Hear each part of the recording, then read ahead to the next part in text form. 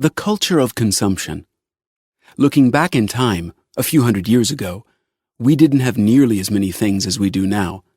But was human existence boring or less fulfilling than it is today? No.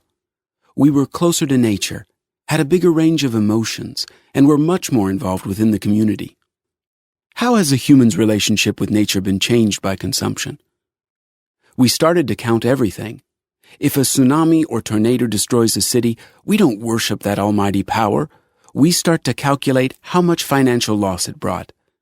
We read headlines like this: snowstorms hit London. Public transportation estimates £40 million repair bill. Money saturating into our relations? It has infiltrated a person's life into stages of social maturation, initiation, and the annual rhythm. Many acts which had been performed naturally by an individual for free for a long time now require some amount of money. Money and things become a more and more important part of our participation in social life.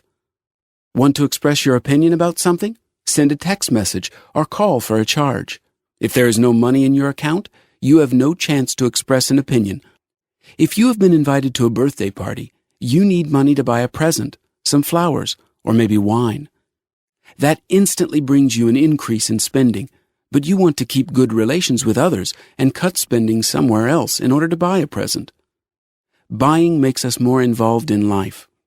If we don't buy, we feel like we lack relations with other people. Having money in your bank account doesn't create any fun or activities. When you buy something, you go to a shop, spend time picking the right item, and use it. It creates more activities, more to do, more people to be met, and vice versa. If your social life is not very active, not spending money leaves you without interactions and bored. Remember yourself going to a shopping mall just for the sake of a walk. Buying very often is just a pretext to leave the house and spend some time among other people. Buying helps make friends and get to know other people that you otherwise would never have met. Without money, you can't join your friends in most leisure activities. The more money began to entwine with people's lives, the more people started worrying about it. The more you want to do in life, the more money you have to have. Having no money means limiting activities. No money, no fuel. No fuel, no traveling. A few hundred years ago, people were mainly concerned with philosophical and religious questions. Who am I? What is my purpose on this earth? What is God? What is most important in life? How to get to heaven, and so on. At present, only one question takes precedence: how to get more money. We need money to keep up a certain lifestyle. The standards are becoming higher and higher with each passing day. It molds the work we do, how we communicate, and what goals we set for ourselves. In the most ancient of civilizations, members of a society worked collectively, until later, some families started specializing in specific fields. If you were born to a family of a shoemaker, your future occupation was clear from day one. Everything was pretty much set in stone: how to live, what to do, and when to do it. This is where folklore and myths came into being. Their purpose? To explain the world order and your place within it. Today, this world order is communicated by the mass media rather than by myths. Let's look at advertisements at the mall, and you will know what the modern family is supposed to look like. What it should wear, what things it should possess, where and how it should spend its money and free time. This imposed lifestyle is not a product of capitalism. Lifestyle was being imposed throughout all cultures.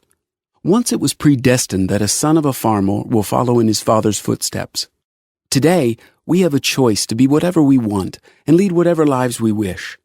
Nevertheless, for thousands of years, certain life standards have been created and are still being created. It's hard to evaluate these standards either positively or negatively. A person with weak boundaries can be greatly irritated by the imposed lifestyle. On the other hand, once a person is up to a standard, he feels much more comfortable within a society. Perceiving yourself as a part of the society rather than a separate entity, tension is greatly reduced because I am as good as everybody else. And that is proven with economic research. If a person gets lower than the average salary, he feels unappreciated and stressed.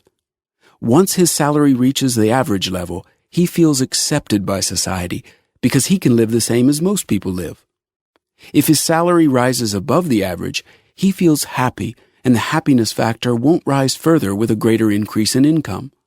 He feels safe and comfortable. That average might be very different in different parts of the world, but the rule is the same when we compare ourselves to people we live near. And if you are doing better than others around you, you consider yourself rich and successful.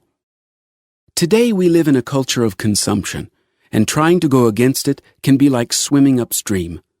The surroundings don't work in your favor. Yes, that average level is rising every day, and if you felt rich yesterday, there is no guarantee that you will feel rich after a year or two. But I want to emphasize that each one of us knows many ways to save, but somehow we love spending money. We love to show others that we have some power. While money is hiding in our bank account, we cannot enjoy this power. If you want to be better with money, you have to figure out two things: how to spend money more wisely and how to make more money. So let's move on to the next chapter.